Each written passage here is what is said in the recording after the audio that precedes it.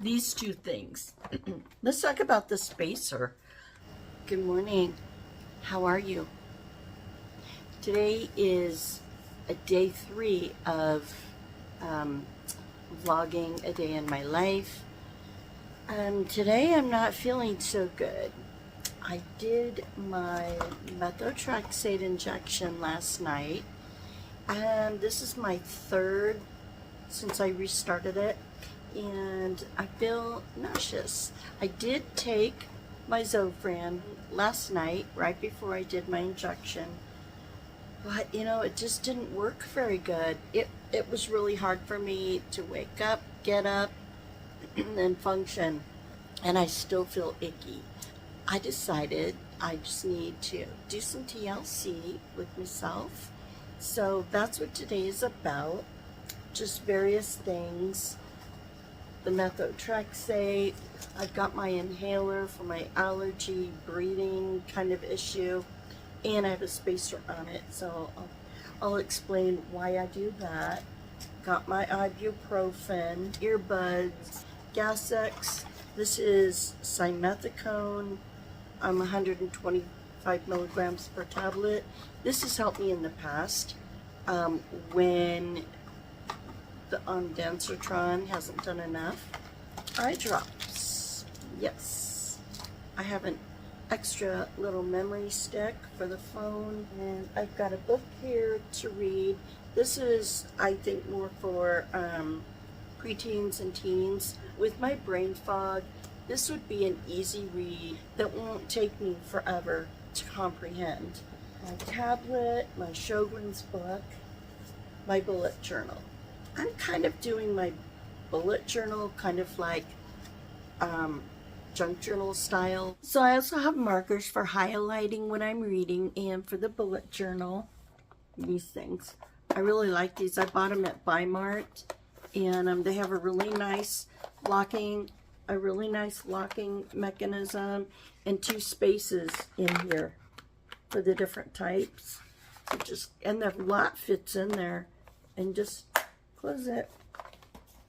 My basket's not incredibly organized, but way better than having everything strewed all over the bed like I have in the past. Okay?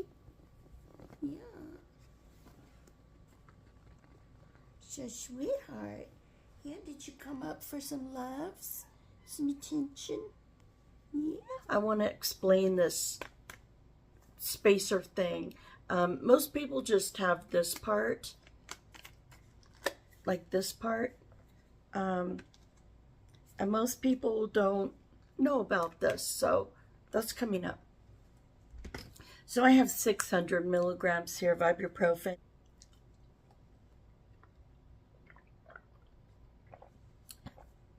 Little bit by little bit, I'll try to get this down. It really makes me feel better talking to you. It does, because I have somebody to share it with. These two things. Let's talk about the spacer. So I have this inhaler. I've been needing it. You have to shake. So what's in here settles, and so the medication and the propellant don't get mixed up very good, so that when you push on it, all you really do is get propellant kind of instead of as much medication. And I think they do have ones now that you don't have to shake them at all. It's no issue. This one though I have to shake. And these spacers, I really like them. They have this little opening down here that's kind of like a whistle. So if you inhale too fast, you're going to hear that sound. And so why then do you have to slow down your inhalation? When they show you what to do, they depress it and they go, and the thing about that, the reason it's better to do it slow is because when you breathe in super fast like that, the air is moving so fast that it just hits the back of your throat, and the medication does that. And so, I mean, when you depress this, you get really small particles. but some of them are too big to really settle into the lower part of your airways where you need them. And they hit the back of your throat. They just get stuck in the mouth, which I think is why some people are left with this bad taste in their mouth. The thing is, the particles have to be a lot smaller in order to get down deep into your bronchioles and the smaller tubes in the lungs. So that somebody with asthma, they really need that medication to get nice and down deep. So with the chamber, the heavier particles, they fall out of suspension while they're in this chamber. Sorry about the moving. And so when you inhale it, you're only mainly getting those smaller particles, so they get down deeper. And if you inhale it more slowly, they won't hit the back of your throat. And so the other thing about this inhalation puffer thing is you want the medication to stay down in there for a bit so it can do its work. And the way to do that is, and hold. Just hold a tiny bit and then exhale. Because if you're holding it down in there, in where those deeper parts of your lungs are, it has time to do its work and help the airways relax up. And so I'm going to demonstrate that for you, since I haven't taken it this morning, and I feel like there's something in there that just doesn't want to work its way up. So this will help with that. So I'm shaking it really good. I'll remove the cap, blow my air out.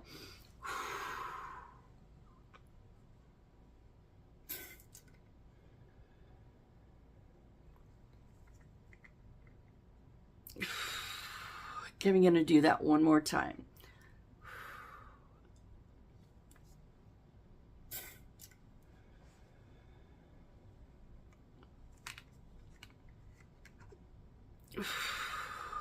Just like that.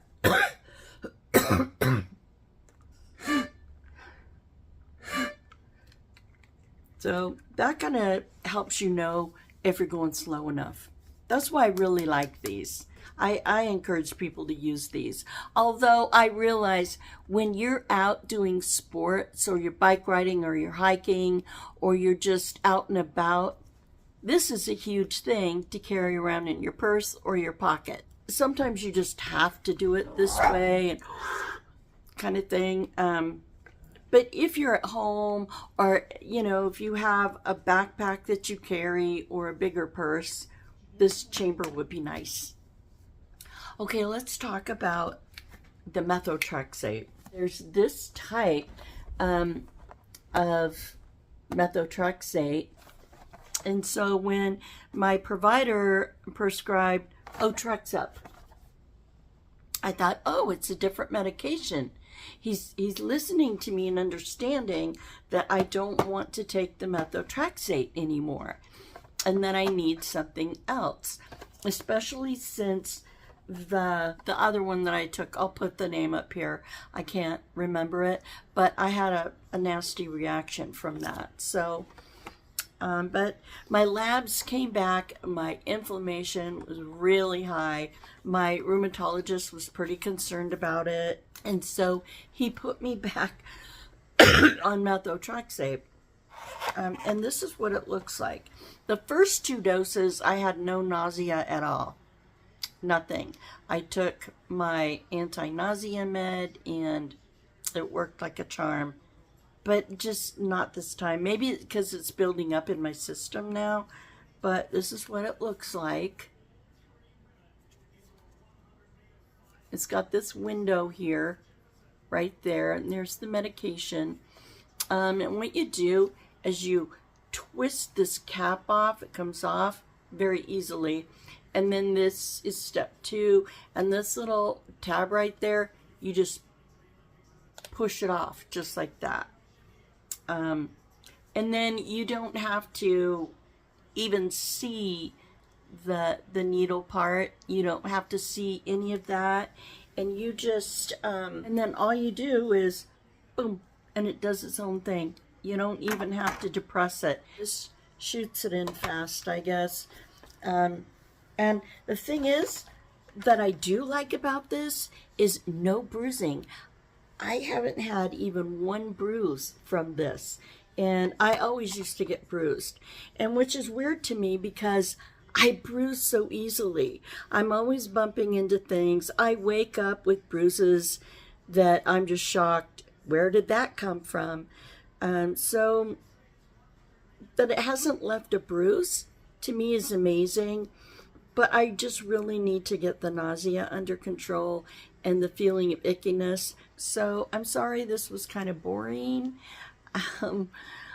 But this is the reality that we go through hour by hour, day by day. We just have to use all kinds of accommodations. And when we need to, we use some TLC on ourselves. We're always giving it to other people. A day like this, we need to give some to ourselves. So I hope your August summer day is wonderful. Hope it's not too hot and that you're finding ways to stay cool.